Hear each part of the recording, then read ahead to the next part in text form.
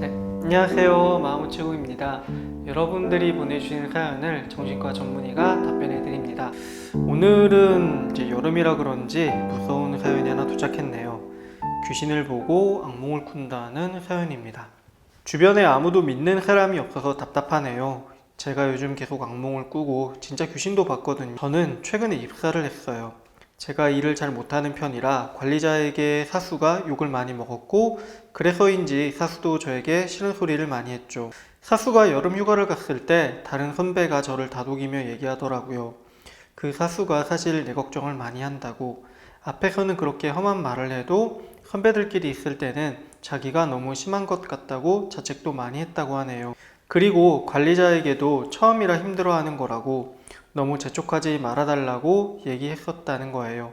진짜 의외였어요. 저도 사수에게 욕먹을 때마다 정말 화가 많이 났거든요.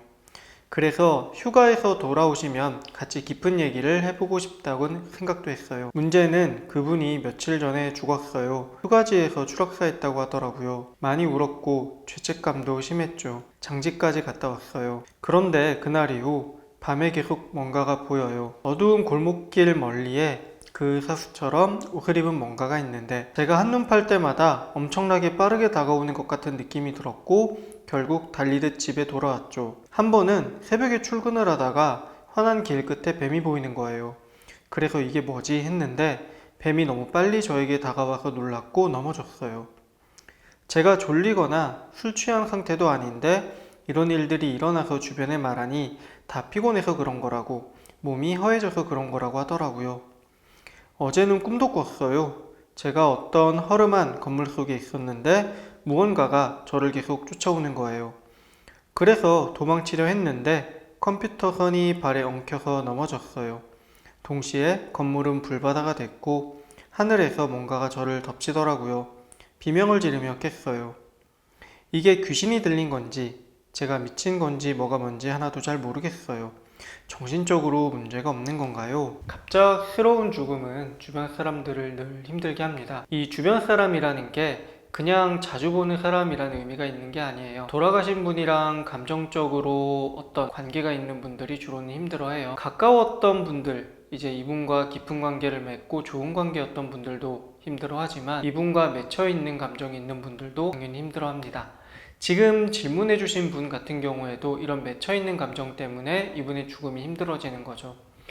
이제 직장 생활 얘기를 들어보면 그렇잖아요. 이분이 사수분에게 이제 많이 좀 혼이 났고 그것 때문에 본인도 가끔은 화가 난다고 표현을 하셨어요. 이런 표현을 들어보면은 사수분에 대한 분노가 조금은 있으셨을 겁니다. 그런데 이런 분노를 가지고 있는 상태에서 상대방이 갑자기 죽어버리게 되면은 이 큰 분노는 죄책감으로 변하게 돼요. 어떤 죄책감이냐면 내가 가지고 있는 분노 때문에 상대방이 혹시 잘못된 건 아닐까 라는 죄책감입니다. 이런 죄책감은 주로 부모님이 이제 돌아가시게 된 아이들에게서 가장 많이 발견돼요. 아이들은 이런 표현을 어른보다 훨씬 잘하거든요. 그래서 내가 무언가를 잘못해서 그때 부모님에게 화가 났었는데 그것 때문에 부모님이 잘못된 것 같다 라는 얘기를 실제로 많이 합니다. 그런데 질문자분은 어른이시잖아요. 그래서 이런 약간은 유치한 생각들을 직접 표현을 못하시고 그냥 마음앓이를 하고 계신 것 같네요. 그 결과가 이제 귀신을 보거나 아니면 꿈을 꾸는 형태로 나타난 거죠. 진짜로 귀신이 눈앞에 나타났는지 안 나타났는지, 아니면 무언가를 잘못 보셨는지, 그런 거는 사실은 이제 중요하지는 않아요. 무언가가 눈에 보인 것을 내가 어떻게 해석하느냐가 더 중요한 거고, 꿈속에 무언가가 나왔는데 그때 내 느낌이 어땠느냐, 이런 것들이 중요한 겁니다. 귀신이 나타나도 반가워하시는 분들이 있어요. 주로 로또 번호 기다리시는 분들이죠. 그러면은 뭐 할아버지가 나타나시면 뭔가 좋은 신호가 있지 않나, 뭐 손가락으로 숫자를 가리키진 않았나, 이런 것들을 말씀하시면서 굉장히 좋아하세요. 그런데 똑같은 귀신인데 질문자분은 계속 두려워하시죠. 이걸 두려워하는 이유가 마음속에 죄책감이 있기 때문입니다.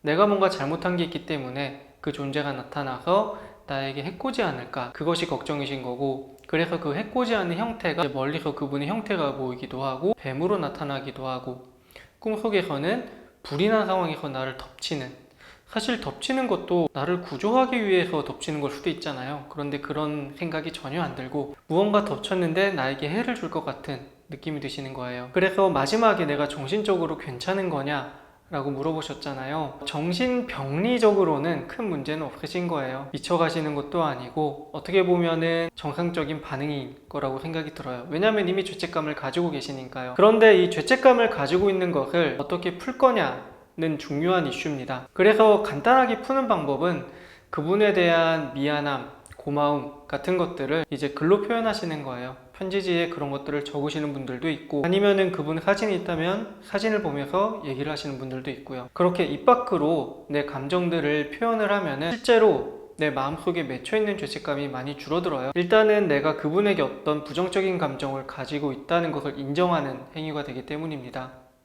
그래서 만약에 아직까지도 그 마음이 풀리지 않았고 꿈이나 아니면 귀신을 보는 일들이 계속 일어난다면 직접 글로 아니면 입 밖으로 표현하신 뒤에 어떻게 내가 편해지는지 한번 관찰해 보세요. 분명히 훨씬 좋아지실 거예요.